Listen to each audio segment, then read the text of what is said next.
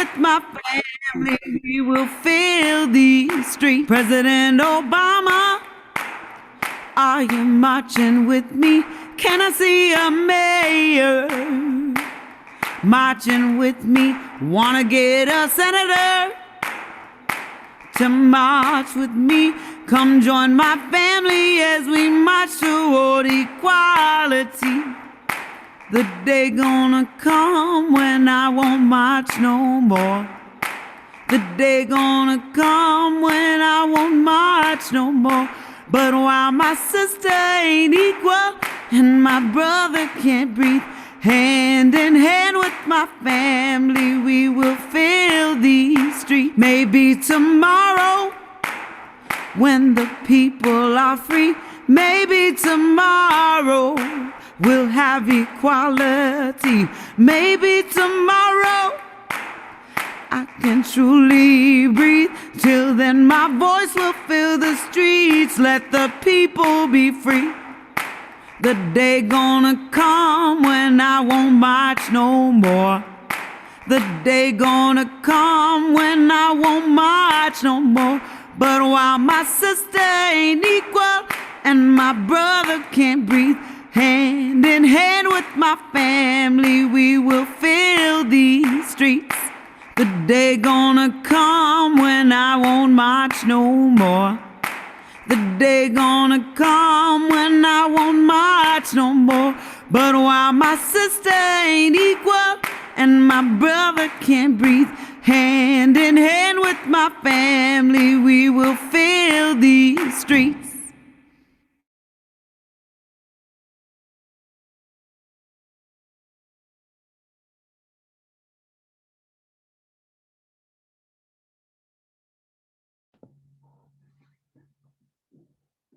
Welcome everyone to our third Group Speak event curated by the Arts and Education Department with funding from the Harvard Graduate School of Education and the Office for the Arts at Harvard. My name is Garrett O'Bricky, pronouns he or they, and I'm thrilled to facilitate today's conversation. This spring, we have had the opportunity to speak with Sipake Anjiyama, Raimi Gbadamosi, Kimathi Dankor, and Mark Miller. Today, we are joined by Chip McNeal and Carlos Simon. My fellow AIE colleagues, Ashley, Lucia Lee, Caitlin, and I had a conversation earlier this semester about creating space to explore the intersections of art, education, and social justice. As a team, we put together this event with the purpose of putting the theory into practice and hear from arts education leaders who are agents of change. Again, we are thrilled to be joined by Carlos and Chip. We will begin with an introduction to the work of our guests. I wanted to let you know that the presentation and Q&A portion of this event will be recorded. If you have any issues during the event, please message me. Again, my name is Garrett and Lucia Lee. Both will have a star in front of our name if you need any help. Please feel free to put any questions in the chat during the presentation, and we'll do our best to grab them for the Q&A portion. Now let's get to the reason why we are here.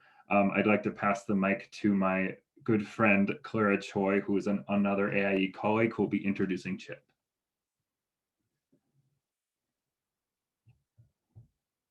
It looks like we're on mute. I have to there we go. Now are you good? Sorry. I cannot unmute myself. Hello, everyone. Welcome. Thank you for being here. Like Garrett said, my name is Clara. I'm a current student in the AIE program, and I have the honor of introducing my amazing boss, Charles Chip McNeal. But Chip is more than a boss to me. He's my mentor. He's my family. He's my friend. He's my teacher. He's my confidant and sometimes even a therapist. So I'm so honored to work with him and to learn from him. And I'm very excited for you all to meet him. So here goes his official bio. He does so many amazing work. So here's a shortened version. So Charles Chip McNeal is an award-winning educator, researcher, civic leader, and an activist, engaging in transdisciplinary practice across art forms and genres with a focus on arts, educational equity, social justice, community engagement, and cultural competency. a pioneering leader in the field of arts. Chip is the first ever director of diversity, equity, and community at San Francisco Opera. That is where I am working with him currently. And in addition to this role, he consults as a transformative learning coach, leadership advisor, and arts integration specialist. He serves on the board of Create California, a statewide advocacy consortium where he chairs the equity committee. He is currently a PhD candidate in transformative theory, researching culturally and linguistically responsive studies and educational equity at California Institute for Integral Studies in San Francisco. And that's tip of an iceberg. I don't know how he does it all. Do I pass it off back to you, Garrett? We'll open the floor for Chip. Okay, well, wow. Thank you, Clara, and thank you, Garrett, for that introduction. I'm so pleased to be here. It made so much sense to me when you extended the invitation because my work sits at the intersection of arts, education, and social justice. But as I thought about coming here today, I wanted to really make sure whatever I had to say, whatever I had to share was relevant. We're at a critical time in history. We're at a critical point in the evolution of education. We're at a critical time in negotiating and navigating this incredible drama and trauma that has been expressed both through the social unrest and through the pandemic. And so I thought deeply about what mattered here. And so as I thought about arts education and social justice, I thought, what does that mean? And when I think about arts, I'm talking about creative strategies, divergent thinking, innovation, using the mindset of an artist to approach a problem in a creative way. When I think about education, I think about teaching for understanding, not just taking the curriculum and having the curriculum lead, but let's center students by saying, what do you need to know to understand this thing? And when I think about social justice, I think about equity. I think about voice. I think about activation. I think about all those things that are the undergirders of a democracy. And so, yes, those things are the things we need to be attending to right now because the world needs it. The world needs us. The world needs us because there's an amazing opportunity for those of us working at this intersection of arts, education, and social justice, and that is to address this trauma. And I don't just mean the trauma of the last year and a half. I mean the trauma of the last decades, of an administration of a presidential administration that taught us how to hate and how to become bigots. I'm thinking about the 20 years of inequity in education, where Black and brown students are failing at an alarming rate. I'm talking about the actual demise of the infrastructure of equitable education.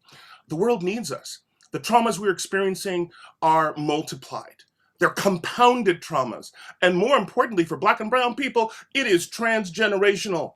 We have in our DNA, in our muscles, in our bodies, the pain of wars and of struggles that have come before us. And so we feel it differently. It's amplified right now. So what must we do as teachers, as educators, as facilitators and caregivers? We've got to figure out how to address this trauma in others and in ourselves.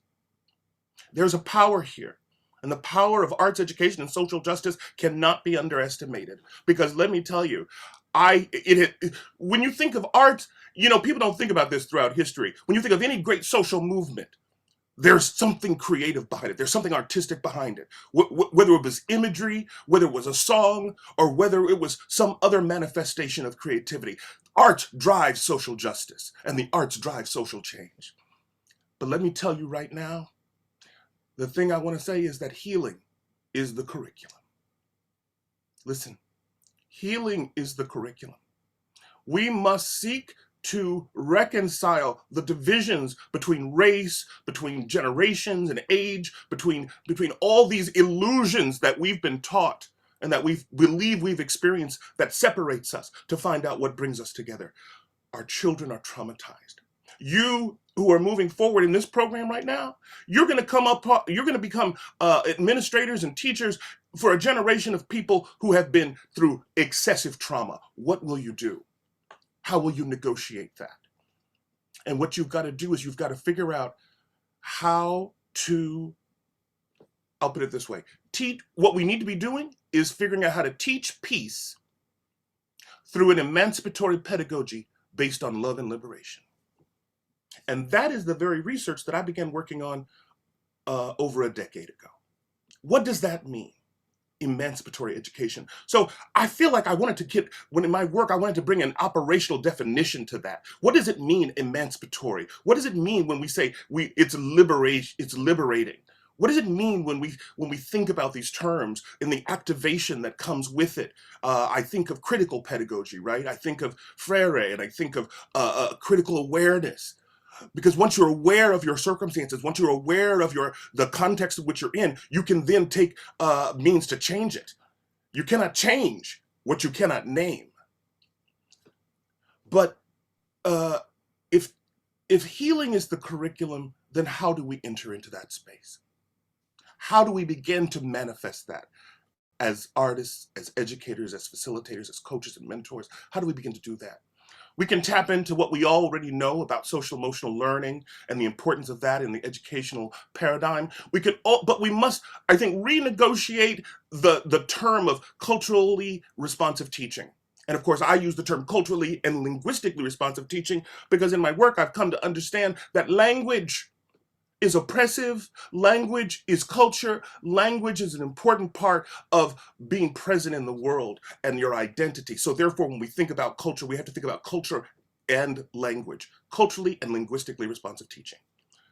We know that we have to bring a new cultural awareness because we're living in a global world where you're working with people who are not like you, who are different and who come from all around the world. So what new cultural understandings do we need to bring to this? Let me say that we need to bring both empathy, forgiveness, care, and dare I say, love. Dare I say love. Why is that such a scary word to put in the realm of education? Love. What am I talking about? What does it have to do with anything? How do you teach it? Well, the problem is we're not teaching it. And that's why we have the social unrest we have. That's why we have the discord that we have. That's why we have people who are unable to have conversations because we haven't taught love, empathy, presence, communication. So we need to teach love. We need to teach peace. But here's what I want you to know. You can't teach what you don't possess.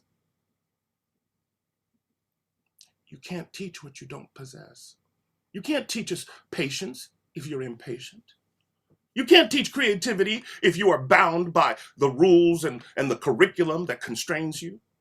You cannot teach fearlessness if you're too afraid to take chances as a teacher. You can't teach what you don't possess. So what must you cultivate in yourself in order to be a facilitator and a healer for others? You've got to think about that deeply. And that's what I think about deeply and comprehensively.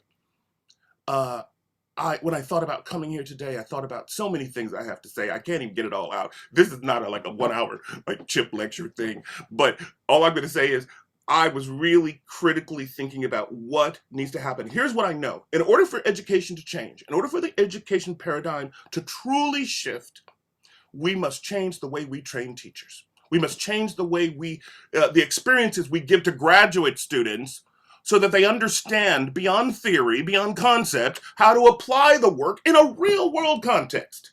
That's what really is needed here. You need to know how to take all these words and all these articles and what do you really do when you walk into a room with people? That's what we need to be thinking about. And that is going to necessitate self-reflection, introspection, self-awareness, mindfulness, and critical consciousness. All those things are different, right? Because some things, one is about what am I thinking? One is about what am I feeling? One is about how did that thing go? And another one is about what am I learning here, right? So each one of those ways of reflecting reflects a different dimension of the teaching and learning paradigm. You've got to ask these critical questions. But so when I thought about critical questions, people always ask me, how do you do it, Chip? Like, what do you do? Like, okay, you talk about all the things, you have this philosophy, and we get it, you're passionate, but what do we do? What do we do? And so I thought about that. And what I'm here to share with you today is one of the strategies that I developed associated with the concept of emancipatory pedagogy. Emancipatory pedagogy, like I said before, is a concept that's been around for a long time, and you're going to encounter it in different ways. But it is actually not codified in the way that I want it to be. What does it mean? What are the dimensions if we talk about an emancipatory pedagogy? What does it mean? And so I began to unpack that. And as I began to unpack it, I thought, okay, I've got all these concepts of love and reflection and care and culturally responsive teaching and social emotional learning. But then how do you put that all into play? Because, how does your brain get wrapped around that? And so my strategy is this. You create the work, you create the curriculum, you design it. You do that reflectively, you do that deeply, you do that critically. And then you put it through a filter. And the filter is a lens of equity. The filter is a lens of hope. And the filter is a lens of compassionate pedagogy that can change the way you see what you want to do. And so I'm going to ask Garrett to share something with you.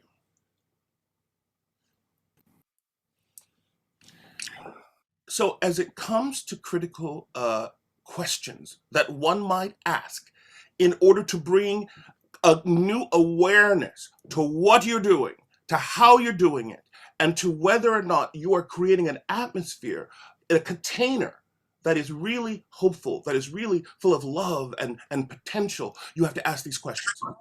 These are the questions I ask myself, and I realized I've been asking myself over years, so that when I create something, I check in with myself and say, how did you do? What am I talking? So I look at the lesson, I say, am I talking too much? How many words am I saying here? Can I say the same thing in fewer words? Am I teaching? Am I coaching? Am I lecturing? Or am I facilitating? So I ask that question because those are different things. One is leading as a sage on the stage, and one is being involved in critical meaning making. You see, so each one of these questions has a depth to it. I want you to take it, I want you to think about it with each other. I want you to talk about it with each other and think about what it means when you put it into action. I'll take one more. Am I using oppressive or undefined language? What happens as teachers and as educators, we love our language. We love saying transdisciplinary. We love saying metacognition. We love saying all these words and applying them. Students don't care about those things. They just want to know what the hell you're trying to teach and what it is you want them to know. So look at your language and see if you have found a way to satisfy your own ego by putting your educational concepts in there and out there, or whether you're creating languaging that invites the student in. Oh, let me go deeper. When I say languaging, remember I talked about culturally and linguistically responsive teaching? So here where it is.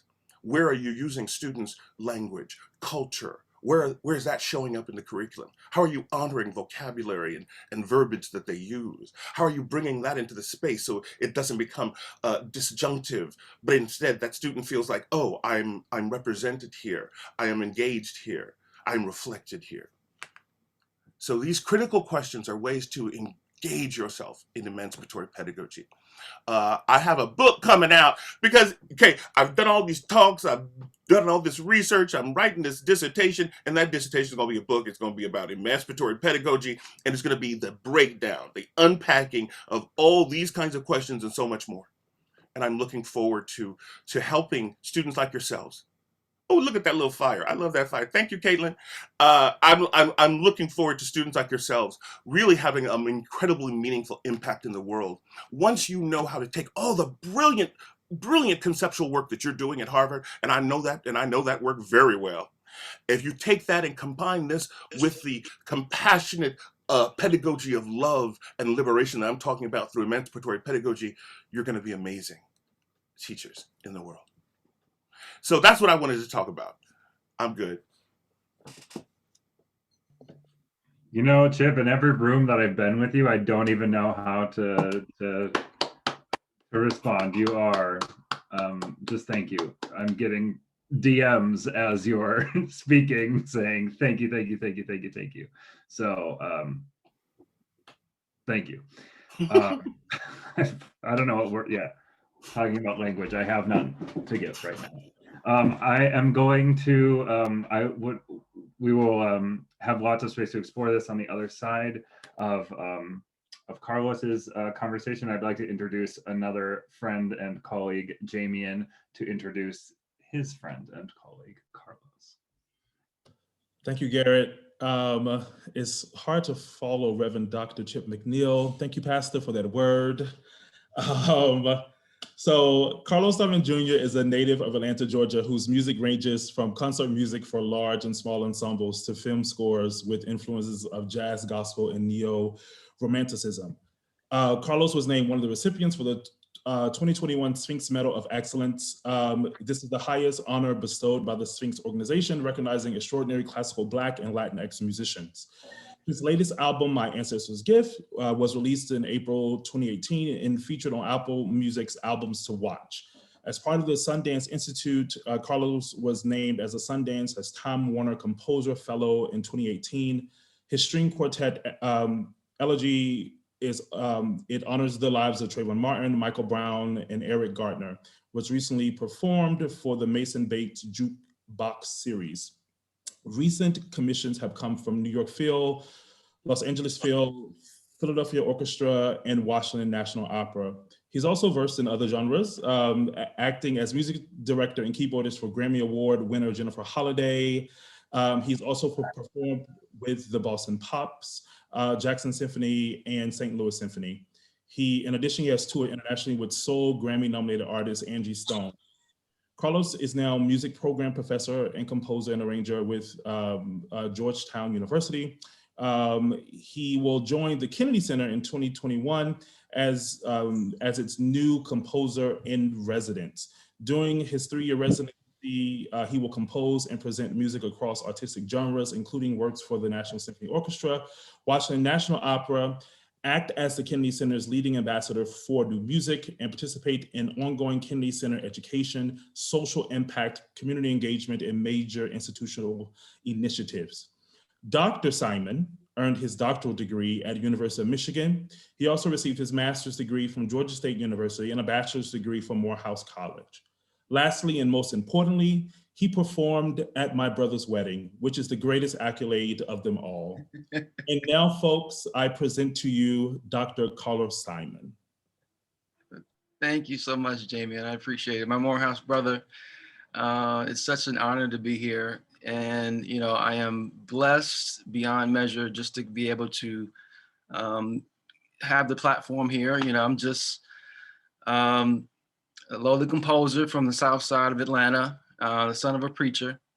And I'm just honored to be here to have this platform to speak with you and talk about my career in the arts, as well as this intersection with social impact, which is something I kind of fell into. It's not something that I've always not wanted to do, but you know, as a son of a preacher, you know, I actually come from a long lineage of preachers, Black preachers in my family, 4 generations to be exact.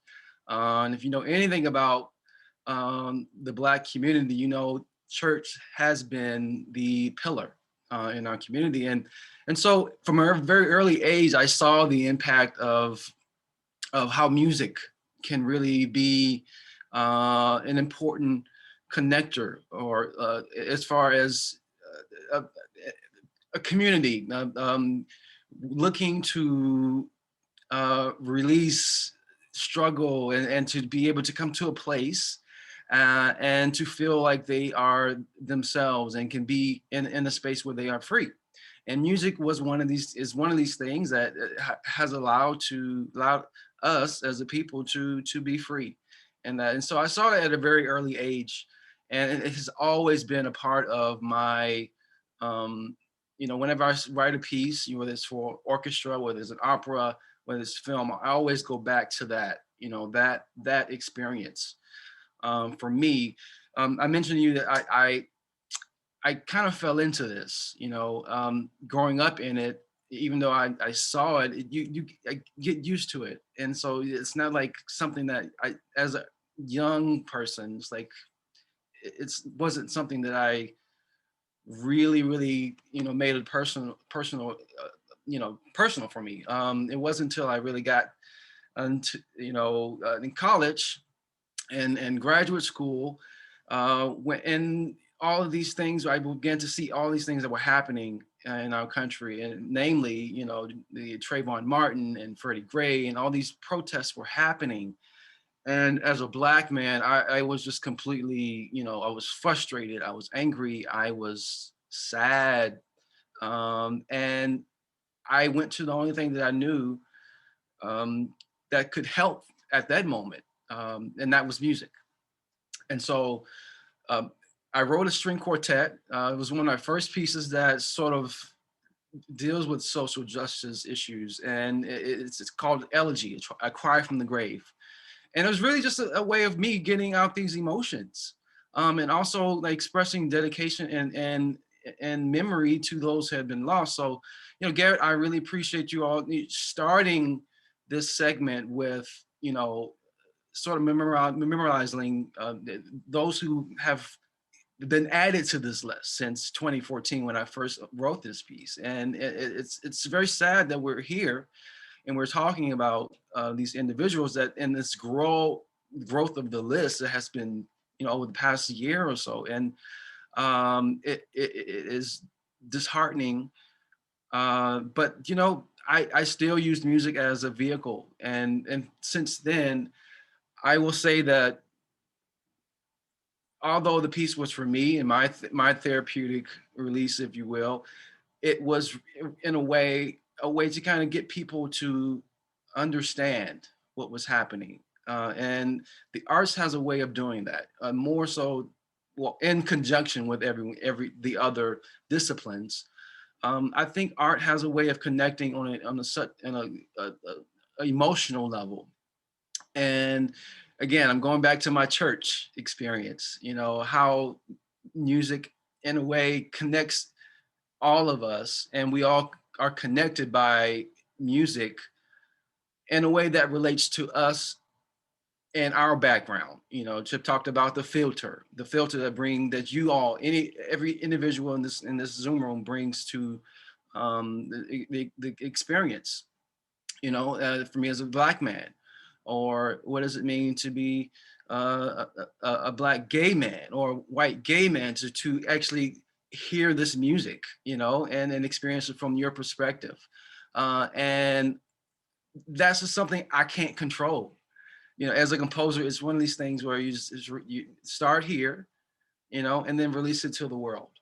And that's how I kind of fell into it, the social justice impact, and really realizing how I fit into the canon, if you will. So if we go around the room and say, can you name any Black composers? I'm sure personally we would, for me, I could say, when I first started this journey, I could probably name on one hand how many Black composers that I knew. So I wanted to find out, my lineage as a Black composer, Black American composer, and discovering that there's so many others who have tread the path and are, I'm sort of continuing this legacy, if you will, and people like TJ Anderson or Alvin Singleton, William Grant Still, Scott Joplin, and the list can really goes on, and really understanding how I fit into this landscape of artists who have commented on American culture.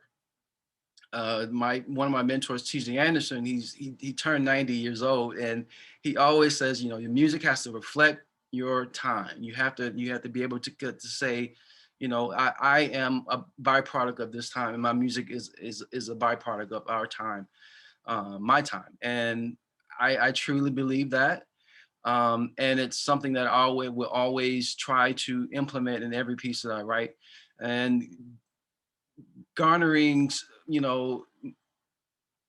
a better inclusive audience, through my music. If we going to, when I was young, I never went to an orchestra concert. Because it didn't look like me. My mom, parents, they didn't, the audience didn't look like us, rather, and then we didn't have the money to really get in. It was like the ticket prices were high, so it really was a space for elitist patrons. And now when I write a piece, it looks the same. I look at the audience pre-COVID, and it is, mainly all white, and then like, okay, so it really is disparaging. And so like I'm grateful for the opportunity to share and to expose a part of my life through my music and culture. At the same time, I always kind of, to be honest with you, I raised the question, well, where are my people? Where's this coming from? I want more people who look like me in the audience. And I do my part by writing the music and helping, but the question is, who's making the decisions as far as, marketing? Are you marketing to audiences or patrons that can come, and are you making these ticket prices affordable to people who want to come, but can't do it because they can't afford the tickets, or they don't, and when they do come, they don't feel like they are welcome in that space. So that's one thing that I'm looking to to really address, in my role as a composer, and in these spaces where I have the power to do so. And yes, that's where I am as a composer and an artist in social activism.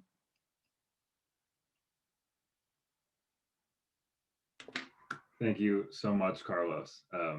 It is so great to hear about your experiences composing and your journey too.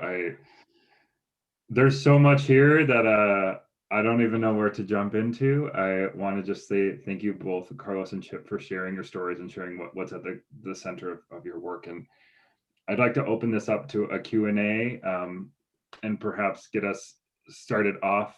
I'm sure there are questions living in this room. I'll start us with this idea. I think the spirit of art and the spirit of education have the ability to put liberation at the center. And I would love to hear, both of you come from these composing angles and education space. How do you see education practices informing our art spaces, and our art practices informing our education spaces? Whoever would like to start, and then we'll open the floor for more questions.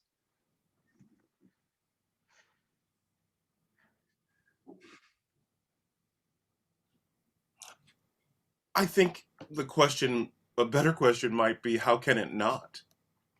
The intersection of arts and education and justice, as I referenced earlier, is so present, so important, so palpable. These concepts are interlaced, they're reciprocal, and they inform one another. To the extent that arts and education reflect culture and philosophy, it is a reflection of society and societal change. I love what Carlos said about the music being a reflection of our times. Isn't that so true? Whether I'm thinking about the civil rights movement of the 60s, or whether I'm thinking about, the era of Prince the musician, and all these different things. Like I can attach that music to different eras of my life and different phases of my life, and that goes across all genres and all dimensions. Arts and social movement go hand in hand. So often we don't notice this, but it is very synchronous. What are you thinking about that, Carlos?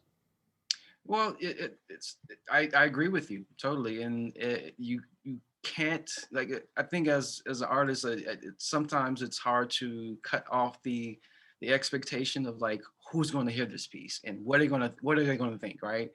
And that's something I'm learning to grow into, is like releasing the expectations, because you just never know how people will receive it and how it makes its way into the world. You know, when I wrote this piece, the Elegy string quartet, Acquired from the Grave, I thought it was just going to be, you know, this one performance and, you know, that's it, right? And since then, people have heard it and developed conversations around the piece. And, you know, and I'm just thinking about one instance where, you know, there was one performance where, um, you know, after the performance, this black woman, she came up to me, she's crying, just crying.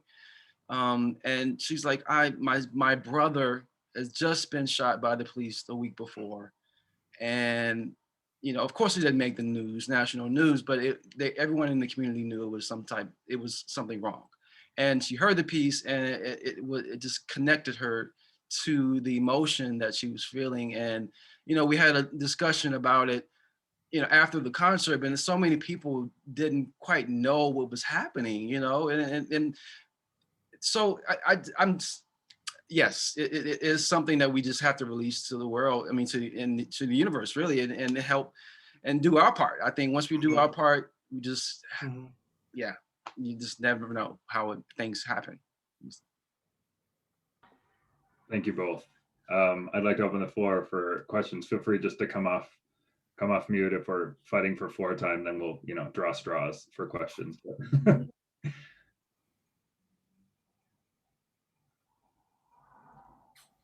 Don't be shy. I know there's questions in this room. So I'm thinking through this. So if I may not get the question exactly right, folks. So Carlos, you mentioned that you see your part in this sort of cog is to create the music through your experience as a Black American, and put it out there.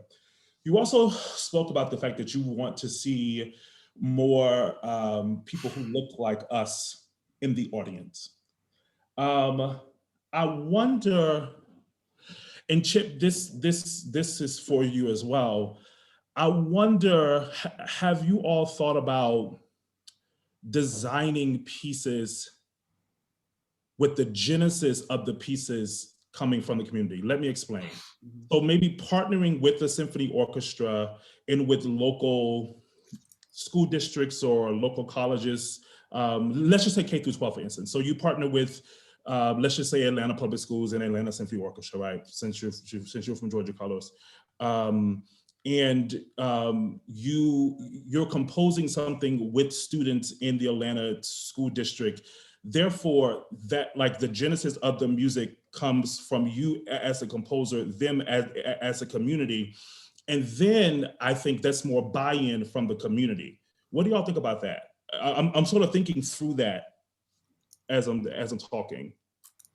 No, absolutely, absolutely, and you know, I sort of alluded to it earlier, you know, but the myth is that there aren't a lot of Black composers,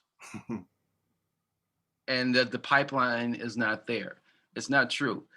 There's so much talent, and you know, in the school system and these communities, it's just a matter of changing our view of what that looks like.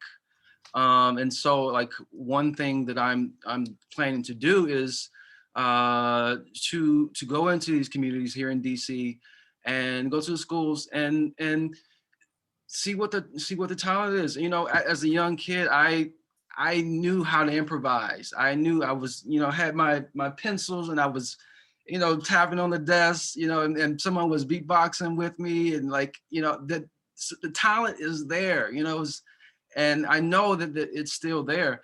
And so it's just a matter of taking that and, you know, putting it in the concert hall. How do we do that? You know, okay, we have technology. There's so many different programs here that allows us to translate these ideas into this written notation that comes out of the Western tradition, and putting it into a place where, you know, it becomes easily translated into the space. So I think that's the problem here, is we're having a loss in translation issue. You know, so you have this talent that can't be, you know, translated in this concert space. So I come from that space, and I know what it looks like, and so it's just a matter of finding the tools to do that. You know, what does it look like to have that you know, the beatboxing with the pencil on the desk? How does that sound like with an orchestra? You know, can that be translated with the orchestra? And you know, violins could be the tapping there, or the percussion.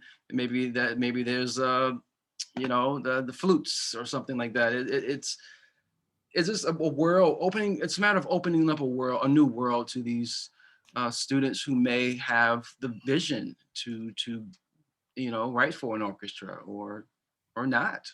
It doesn't have to be that. Mhm. I just want to thank you. You know, I'll jump in here. You know, Jamie, and keep in mind that Carlos and I, we are the community. We're little black boys who grew up in the same place every other little black boy grew up. We happen to have the ability, all the whatever the elements were that led us on the paths that get us to where we are right now. What a beautiful thing that is. But so the music we reflect, the art we reflect, the philosophy we reflect is a part of that, right? We are not a monolith. It is not like the either or. We are multifaceted. We are everything. But what comes up for me is that you are right. First of all, I just want to say, brother, you are right. We've got to do a better job to have the stories that we're telling on the screen and on the stage reflect the people. And the diversity of stories must expand. The narratives are too narrow, right? The heroes and sheroes and the hookers and the pimps, it's too narrow, right? With a gay guy or the transgender is always at a deficit. We must change these stories. We must change these narratives so that, in fact, we can see the variety of cultures and peoples and ways of life reflected on our stage as it is in society.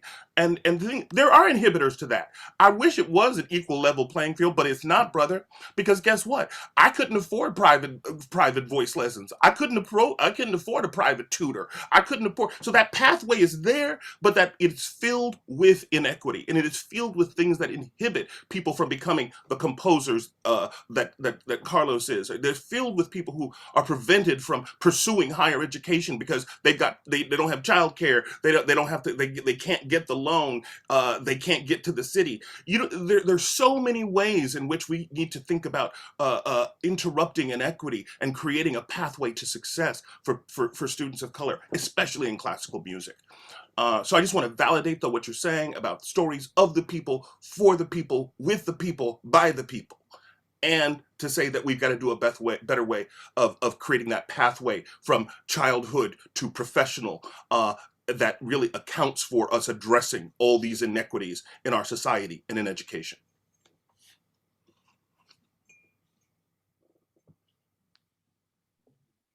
Thank you. Ashley, go ahead. Great, thanks. So, thank you, Jamie, for the questions and for those great answers. You're really terrific. So I'm thinking about love, and if you spoke about love, and I suppose I'm also thinking about Derek Chauvin's convictions, but particularly within the frame of the Black community in particular, and then many others who I know are supporters, not really thinking that he would be convicted. The reason why I'm thinking about this is because I just wonder what you might say is the regenerative or like the kind of Red Bull for love in a moment of despair and lack of hope. And I think it's, convenient for me to point towards Derek Chauvin, but I'm of a certain age where the majority of the time on this earth, though there is of course ways of, as you say, we have to kind of change it from a deficit framework to much more hopeful things. I'm aware of the way that crack in the community was spread through the 90s. I'm aware of the kind of intentionality of oppression. I'm aware that even in the moment that we're speaking, though there is a lot of hope and a lot of excitement, there still is an incredible amount of dread and uncertainty and just being unsure. So I'm just wondering, the question is, what would you say? So there's love. If we have love and we've had love right from the moment that we arrived into this moment, there is love. But what can we use to regenerate it when we're in a moment of despair and lack of hope? Like, what do we need? What would be our Red Bull for love?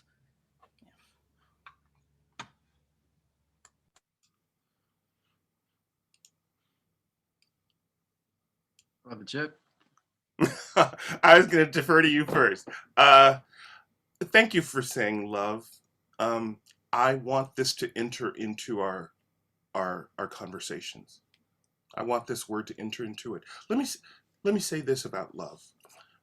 First of all, the book that you must read, Ashley, is called Salvation, Black People and Love. And it's by Bell Hooks, and it sounds exactly like what it is. It is a reminiscent manuscript that reminds us that as Black people, we have overcome the unrecoverable. We have survived the unsurvivable, and we're still here. And what do you think got us through? You know, whether we were running through the woods, running from slave patrols, the original police. Let's talk about the origin of policing. Slave patrols hasn't changed in hundreds of years. Black bodies are treated as objects and are persecuted. But don't get me. Let me stay on track. We're talking about love. This book reminds us that we have survived not just through our grit and not just through our intellect, which has definitely played a part, but through our compassion, through our forgiveness, through our perseverance, through our compassionate relationships with each other. Love has allowed the Black people of this country who have survived the unsurvivable to make a way where there was no way. And I just want to say something about what the recent events. I wanted so bad to jump on the table and shout hooray when Chauvin was convicted, but I didn't have that within me. And I just want to name that because I had a melancholy sadness. Because imagine you're in a situation where there is a bully, not just a bully, but a group of bullies, not just a group of bullies, but a gang. And the gang is it permeates the entire school, the entire environment. In fact, every school, the neighborhood. And those gangs bully you and persecute you and oppress you. And then one day, one bully gets called up and brought to task. Am I going to celebrate? I don't have a whole lot to celebrate right now because guess what? While the trial was going on,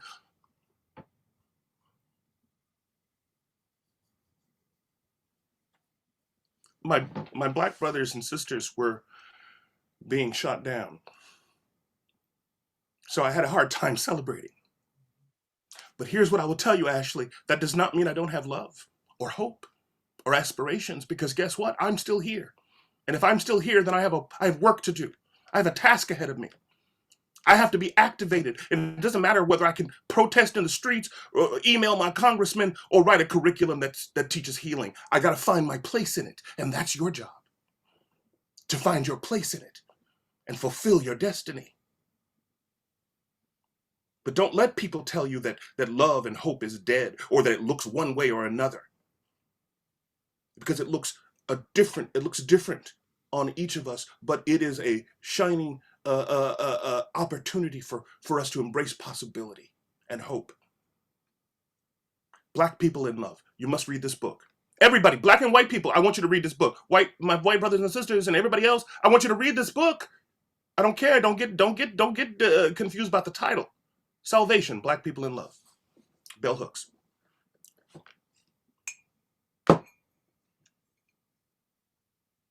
I'm good. Thank you for that. It's good. Indeed. You know, I just thinking about how each of us is different, and we all have a different story to tell. But yet, and still, we sort of live in these silos of different camps, you know, and don't really know the nuances of our life. It's easier to paint a group of people as a monolith and just to say, okay, this person is this color, so they ascribe to these values, right? But the nuances aren't there. And so I think it really starts at understanding and finding sympathy in someone else's struggle. And we can do that from different in different ways, and different from our different vantage points, in our disciplines. You know, I'm just, as a musician, you know, it's my job to tell stories that are applicable to my life and my culture and what I represent. So I start by telling these stories in hopes that someone else may find sympathy or empathy in these stories and find a way into a world that is not their own. And by doing that, I hope, you know, that love is translated through that, and then they can be better understand, you know, we can better understand someone else's struggle. So for me, it starts with art, and that's just from where I stand for. But that's a great question, actually. It's a heavy one, and it's something that I'm thinking about every day, just about. That's why I hesitated to answer, because I'm still figuring it out.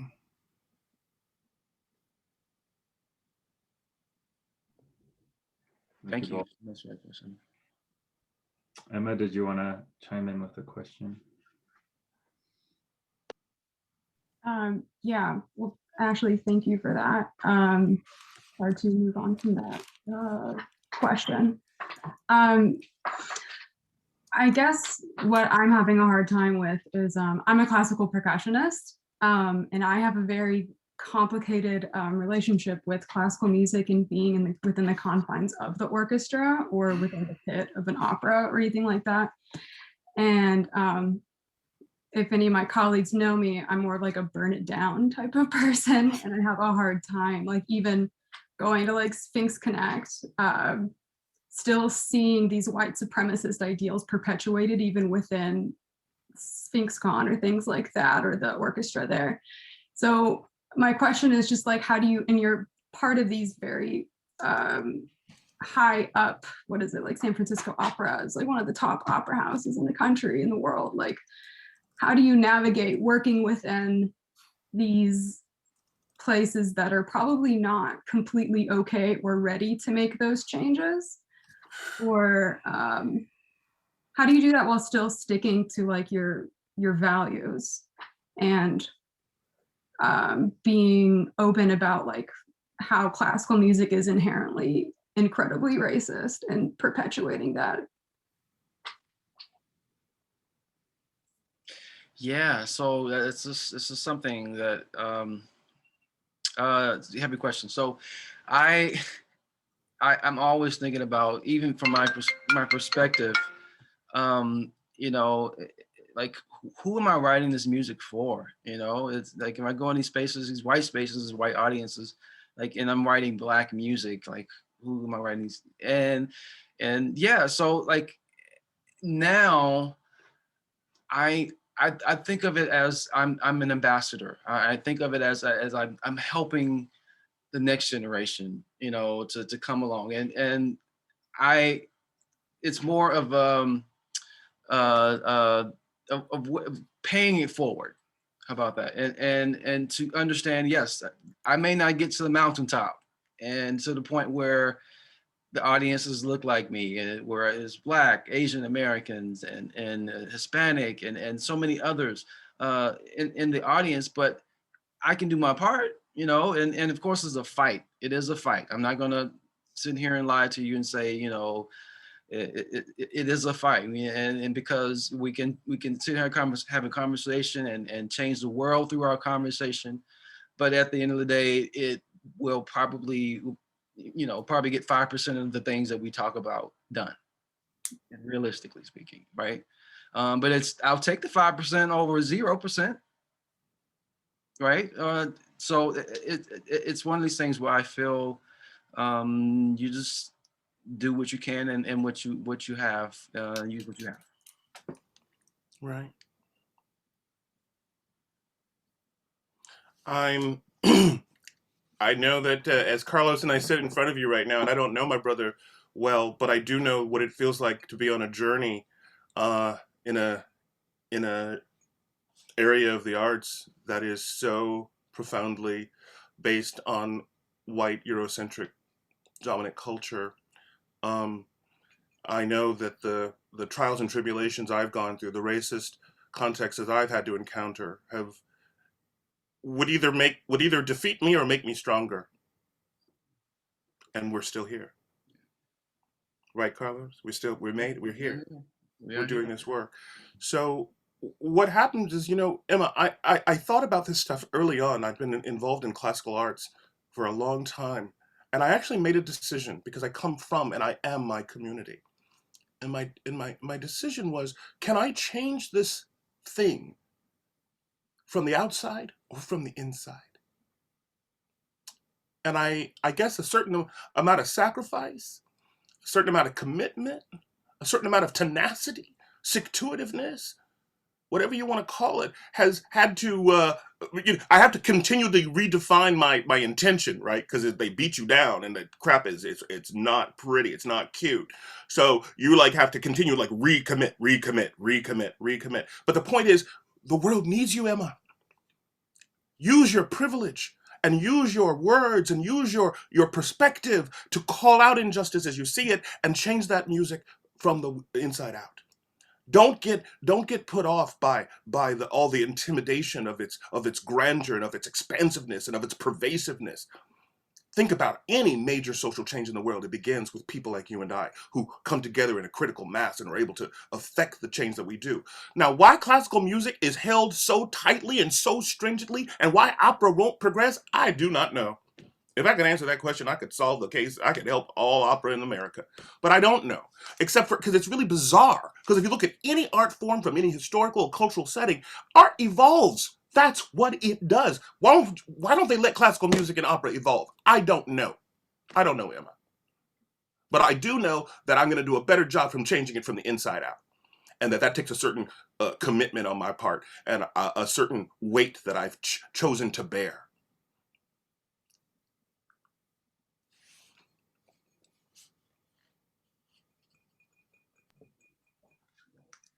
We've just hit 1 o'clock, and I can't believe I have to say that because there's no way to put a capsule on this conversation.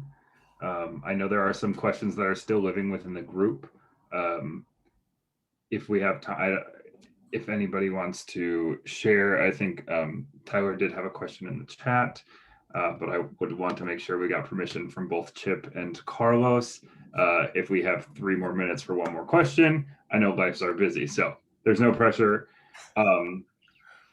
We will be staying on, everyone, for a while. If we want to continue the conversations within the audience, it will be an open floor just to kind of discuss, process, reflect what we just heard. We have mentioned in previous sessions that one of the worst parts of this Zoom is you log off from an intense and beautiful conversation and you have your walls to reflect with, which can be a beautiful thing at times, but also we want to open space. So I do want to say the biggest thank you to Chip and Carlos for joining us in this space and sharing everything that they have for us. I am just so grateful. Thank you. Thank you, Gary. I really appreciate the opportunity again to have this platform. Thank you so much for having me. I unfortunately have to run, but I'm so appreciative. Dr. Chip, it's such an honor to meet you. I have to meet you in person. We have to, I know. I want to know you. Yes, it must happen. Yeah. So we'll connect. Brilliant. Well, again, thank you. I agree. This has been brilliant, a beautiful moment to sit in dialogue with you all, and I'm hopeful. I'm hopeful. If you're the future, then I'm hopeful. If we are all in this together, then I'm hopeful. And so, if I can leave you with that inspiration, and dare I say, love. I loved being here, and I love each one of you. Thank you. Thank you all. Enjoy your weekend. For the group here, we are, I think I'm on. spotlight view. Thank you everyone for your patience. If anyone wants to pose anything to the group, we also have an option of possibly opening breakout rooms. I can just open a couple if people want to jump in and have a conversation with someone. I know personally this is a very important conversation that I've been waiting to dive into more and more at my time at Hugsy. So we'll start. If does anyone want to kind of pose something to the floor? This is a no pressure zone, no time limit. If you have to hop off, that is just fine. If you'd like to stay and chat, this space is for us. Cool. Garrett, do you want to stop the recording maybe for this part?